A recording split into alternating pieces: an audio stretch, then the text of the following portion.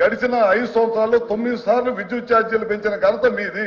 మా ప్రభుత్వం ఎట్టి పరిస్థితులు, మా ముఖ్యమంత్రి గారు కానీ మా కూటమి ప్రభుత్వం కానీ ఎట్టి పరిస్థితుల్లో రూపాయి కూడా విద్యుత్ ఛార్జీలు పెంచమని చెప్పి ఈ సభ ద్వారా సభ్యులకి ప్రజలకు కూడా తెలియజేస్తున్నాము. క్వశ్చన్ నెంబర్ క్లారిటీ అయింది.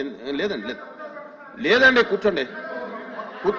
వివరంగా చెప్పారు కదండి, విద్యుత్ ఛార్జీలు పెంచమని వివరంగా చెప్పారు.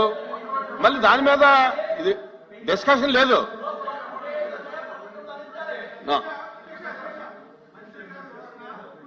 ఒకళ్ళు మాట్లాడండి. ఏమండి కూర్చోండి, రవిబాబు గారు కూర్చోండి. అధ్యక్ష, మేము అడిగింది ట్రూ అప్ ఛార్జెస్ ప్రజల మీద వేస్తున్నారా లేదా అడిగాం అధ్యక్ష. ఒకటి, ఆయన ఏం చెప్తున్నారు అధ్యక్ష, మేము వేయట్లేదు అని చెప్తున్నారు. 2, అడ్జస్ట్మెంట్ ఛార్జెస్ వేస్తున్నారా లేదంటే ఎటువంటి విద్యుత్ ఛార్జీలు పెంచట్లేదని చెప్తున్నారు అధ్యక్ష. కానీ ఇప్పుడు కరెంటు బిల్లు చూస్తే ప్రతి చోట కూడా అడ్జస్ట్మెంట్ ఛార్జీల కింద యూనిట్కి 30 పైసలు 40 పైసలు ₹1 వస్తుంది అధ్యక్ష. ఒకటి అధ్యక్ష, అది పెంచడం కాదు అధ్యక్ష. ఒకటి అధ్యక్ష. రెండోది, ఈ విద్యుత్ ఛార్జీలు పెంచడానికి లేదా విద్యుత్ ఛార్జీలు మొత్తం వ్యవస్థ రంగం అంతా కూడా నాశనం అవడానికి మా ప్రభుత్వం చెప్తున్నారు అధ్యక్ష. అధ్యక్ష తీయండి అధ్యక్ష. 2014-19లో వాళ్ళు ఎలక్ట్రికల్ సెక్టర్కి ఎంత స్పెండ్ చేశారు, 2019 నుంచి 24 వరకు మేమెంత స్పెండ్ చేసాం అధ్యక్ష. రెండోది అధ్యక్ష, డిస్కౌంట్ గురించి అధ్యక్ష. డిస్కౌంట్లు ఈ రోజు ఇలా అయిపోవడానికి కారణం వాళ్ళ టైం కదా అధ్యక్ష. ఒకసారి క్లారిఫికేషన్ ఏంటి అడగండి. మీ క్లారిఫికేషన్ ఏంటి?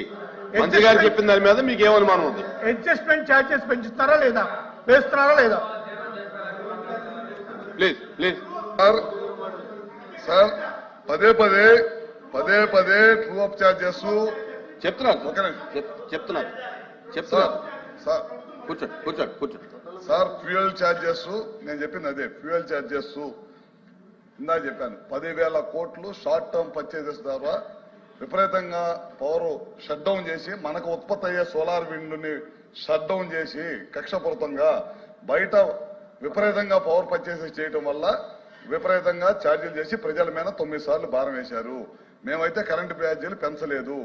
వీళ్ళు 2022-23 పెంచిన ఛార్జెసే, 22-23-24 పెంచిన ఛార్జెసే ఇవాళ ప్రజల మీద భారం పడింది. ఇది మేము పెంచింది కాదు. ముమ్మాటికి సభ ద్వారా మీకు తెలియజేస్తానని, ప్రజలకు తెలియజేస్తానని గత అసెంబ్లీలో కూడా చెప్పాను, ఇప్పుడు కూడా చెప్తున్నాను.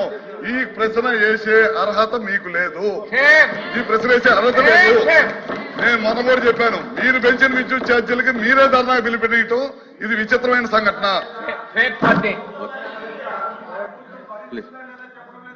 Question number 13700, minister for water resources.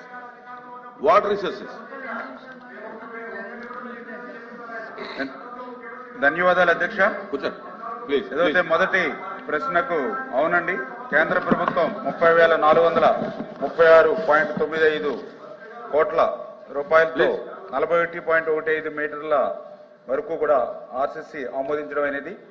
రెండవ ప్రశ్నకు సమాధానం సివిల్ పనులు ఏదైతే 17,790.87 కోట్స్, అదేవిధంగా భూసేకరణ ల్యాండ్ ఎక్వేషన్ మరి 48,53.22 కోట్లు, పునరావాసం R&R మరి 74,17.20 కోట్లు, పీపీఏ జీతభత్యాలు 375.66 కోట్లు, మొత్తం 30,436.95 కోట్ల అధ్యక్ష. అదేవిధంగా మూడవ ప్రశ్న, అదేవిధంగా జనవరి 2025 వరకు పోలవరం నీటిపారుదల ప్రాజెక్టు యొక్క ఆర్థిక పురోగతి హెడ్ వర్క్స్ 75.79%, ఎడమ ప్రధాన కాలువ 73.07%, కుడి ప్రధాన కాలువ 92.75%, LA మరియు R&R 25.11%, మొత్తం ప్రాజెక్టు ప్లస్ 45.72కి 55.87% వరకు R&R పనులతో సహా అధ్యక్ష.